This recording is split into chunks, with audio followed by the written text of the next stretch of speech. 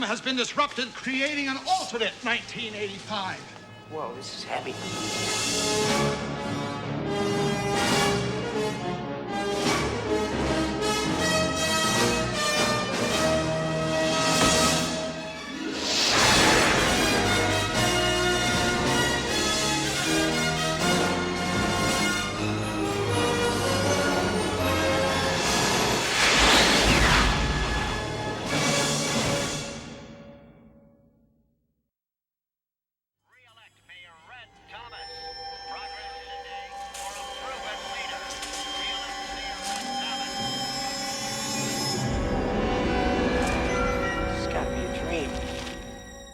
One of the interesting aspects of the first movie, some people say, well, that movie's really about nostalgia.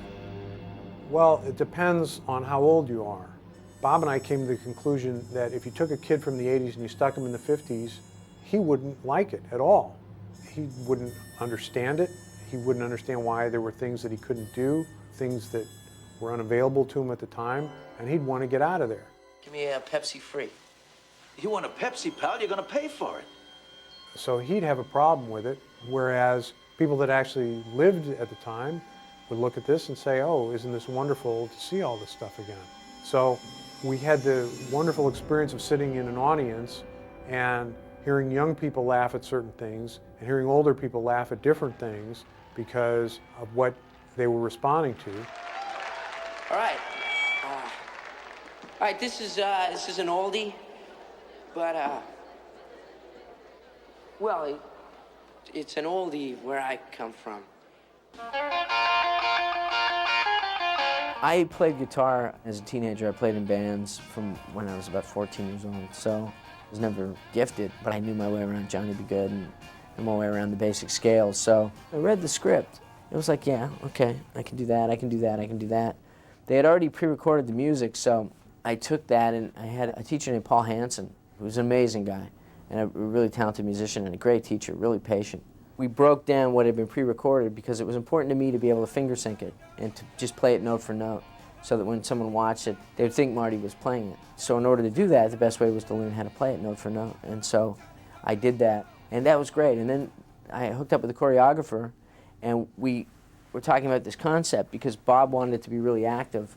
So we were trying to think of ways to come up with movement, and we flashed on this idea, because I was a big guitar fan and had all these heroes, these guitar heroes, of kind of doing a little bit of each one, a little bit of Pete Townsend, a little bit of Jimi Hendrix, a little bit of Eric Clapton, and obviously a lot of Chuck Berry, and put that into the sequence and give it a kind of a build. So you got the windmill, and you got the knee slide, and you got the the Jimi Hendrix thing like this, and that was a lot of fun to work out. We took about 2 weeks working that out.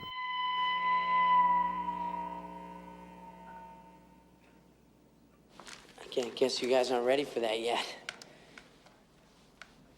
But you kids are gonna love it. When we first ran the movie for an audience, the first sneak preview was in San Jose. Here was an audience, they had no idea what movie they were gonna go see. They didn't know anything about it, there was no advanced publicity on the picture. All they knew was Michael J. Fox and Christopher Lloyd were in it. They knew so little about the movie that in the scene when Doc Brown puts Einstein in the car for the experiment and he disappears, there was this nervous hush came across the audience because they thought we killed that dog. And when the dog came back, there was this relaxation. They still didn't know where we were going with this picture. But then when that cafe scene comes and Marty sees his father, you just felt this ripple go across the audience where everybody got it. Everybody understood where now this movie was really going. What? You're George McFly. And I say it's this big idea of the discovery that your parents were once kids. Oh.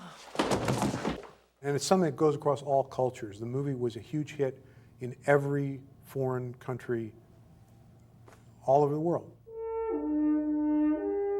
Bob and I, this was the third picture that we had collaborated on, and we'd had wonderful previews on all our films. Our first two films, which weren't successful at the box office, had tremendous previews. So I got very nervous once the previews were good because I knew I had this movie that I knew that the world would really enjoy seeing, and yet as a filmmaker, that's the thing that is very much out of your control. And the decisions that we made 18 months earlier, making a movie about time travel, making a movie with Michael J. Fox and Christopher Lloyd, all those things that would make someone want to go see the movie, those decisions now were coming to either work for us or haunt us either way, and luckily in our case they all worked. I guess we finished in March or April. I went away to the beach, to the Caribbean for a couple of weeks, and then I went right away to go do a TV movie, Family Ties Goes to London. So I'm in England, and I just get a phone call from my agents saying, this is the biggest movie in America. It will soon be the biggest movie in the world. And I didn't even know what that meant. I thought, oh, that's nice. They said, no, you don't understand. This is huge. This is massive. I was like, oh, yeah, cool, great, good. I'll do better next time. I'll try to do a better job. And then I came back to the States, and at that point I was fairly well known from television, but it just was a whole different thing. All of a sudden I had people camping out in my yard. It was different.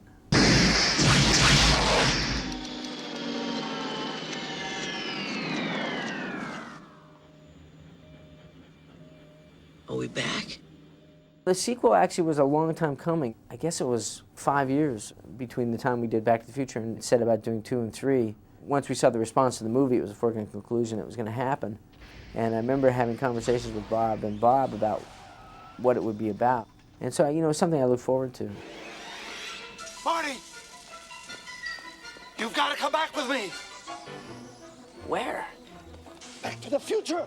We had never designed the first Back to the Future to have a sequel. The flying car at the end was a joke, and it worked as a great joke and a great payoff. Everyone assumed that we had this grand design like George Lucas did about Star Wars to have all these sequels. My only hope for Back to the Future ever was that it would make its money back. Obviously, I wasn't designing the movie for a sequel, because if I was, I never would have put the girlfriend in the car, because that became a gigantic problem in writing the sequels, and I would have only had the Doc and Marty be in the car. Then I could have put them on any adventure. But what happens is that when you make a movie that's this successful, it becomes a piece of real estate, it becomes a franchise. And the reality comes at you very quickly, which is we're making a sequel, and you guys can either help us or not, but the sequel is going to be made. What the hell is going on here? When the studio said, if we'd like to make a sequel, are you guys up for that? We said, okay, in order for us to make a sequel, we need to have Michael J. Fox and Christopher Lloyd commit to it. As long as we know that we would have those guys in the movie, yes, we will make a sequel. So Sid and Sheinberg immediately got to work and made deals with Michael J. Fox and Christopher Lloyd, and it was easy. They said, hey, Bob and Bob are doing it, fine, we're in. And then Bob and I said, all right, why do people want to go to a sequel? They want to go to a sequel to see the characters that they fell in love with in the first one. So let's see how many characters from the first movie we can get back and be able to deal with in the sequel. Leah Thompson said yes, absolutely. Bob and Bob, no question. Tom Wilson said absolutely. Crispin Glover, a little different story. Crispin decided that he wanted all kinds of things that were way out of line for an actor at this point in his career. And the agent called me up to tell me this, because as a producer I was doing the preliminary negotiations. And I said to her, look, please go back to your client, tell him that Bob and I want him in the movie, everybody else wants to be in the movie, and come back to me with a reasonable offer. And if I don't hear from you in 2 weeks, I'm just going to assume that you're not interested. 2 weeks goes by and she calls me back and says he's not going to budge on this deal. So we said, okay, fine, we'll make the movie without him. And this is the great power that you have as a writer. If somebody can't do the movie, you write them out. So this whole idea of this alternate 1985 in which George McFly is a tombstone really came about because we knew that we had Leah Thompson, we had Tom Wilson, we didn't have Crispin Glover. So how do we write them out? Let's create this weird world where George McFly is dead. And that's how the creative juices got flowing on that. Now the first version of the script that I wrote, and I wrote this pretty much on my own because Bob was off making Roger Rabbit, the third act of the movie, rather than going back into 1955, took Marty to 1967. Biff ended up with a sports almanac in 1967 because I thought it would be cool to do the 60s. We did the 50s in the first one, let's do the 60s. Let's do student protests. George McFly would have been a college professor and Lorraine is a flower child or something. Let's do this stuff in the 60s and see what we can do with it. So I wrote this script that took place in the 60s in the third act. And so Bob and I, we searched our souls for quite a long time. And then it dawned on us that we were in a situation that was very unique because we had the opportunity to do a sequel to a movie that's about time travel and time paradox. So in fact, we could do something that you could never do under any other circumstance, which is to go into the first movie in the second movie from a different angle. That excited me. And that's why I think Back to the Future 2 is one of my most interesting movies and one of my favorite. And it's certainly the strangest movie I've made.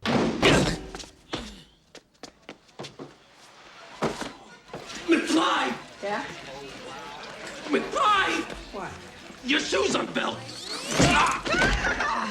When I was doing Roger Rabbit, and I knew that I was going to be doing the sequel, and I knew we were going to be involved in all these different multiple characters, and I said, you know, what we really need to do is we really need to come up with a system where I can do these splits, where I can put two actors in the same frame and be able to move the camera. So we were able to commission ILM to build what has become known as the VistaGlide camera, which was a robotic motion control camera dolly system. And it worked great. Oh boy, Mom, you sure can hydrate a pizza. Doing part 2 was more difficult than the first one. One of the things being the sequence where I played myself older. Oh, yeah, great, Mom. We're like a couple of teenagers. I played my son. I played my daughter. Dad, it's for you.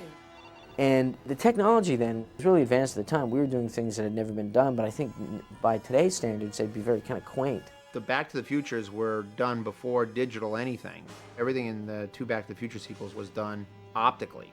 So when we do a scene with Michael Fox playing 3 different characters, he's got 4 or 5 hours of makeup to change each character. And once you set the camera in position, you have to glue everything down in the set and can't be touched. And some of these scenes were so elaborate and Michael's makeup was so long that we had to do them over a series of 2 days. And one time there was a tremor, an earthquake tremor, and we were concerned that everything might have moved in the set, but it turned out that we were okay. It was just a little one. We didn't have to reshoot anything. All right, Doc, what's going on, huh? Where are we? When are we? We're descending toward Hill Valley, California on Wednesday, October 21st, 2015. 2015? You mean we're in the future? I never really ever wanted to go to the future in the Back to the Future movies because I don't like seeing the future in any movie, because the only kind of future that the audience actually accepts is an Orwellian dark future. So the problem with doing movies in the future is that you always are wrong. You underestimate it. You can't be right. Even Stanley Kubrick has always mispredicted the future in his movies. So what we did is we just decided to figure out a way to make it all into jokes. Shark still looks fake. But we had this idea that we wanted to keep the future as a nice place, a decent place, that if there was anything ever going to be wrong with the future, it was going to be because of who's living in the future as opposed to the technology.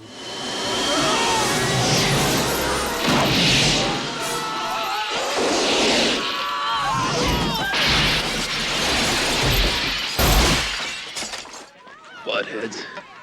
I feel that one of the reasons I enjoy having films that are historical or revisionist history or a period film is because I think it's one of the things that cinema can do best. It can do it good in 2 areas. One is that you can recreate the past in a movie and present it in a fictional way because we know what it looked like. And the second reason is by having time pass, you can examine the truth about something that happened in the past because you've been able to look at it through the prism of time.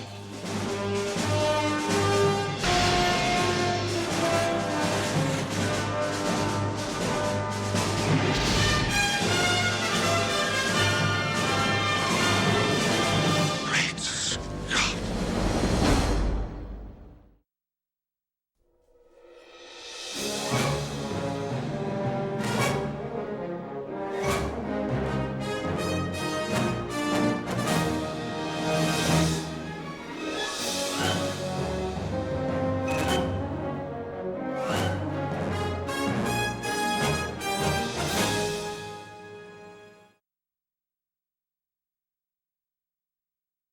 Thank you.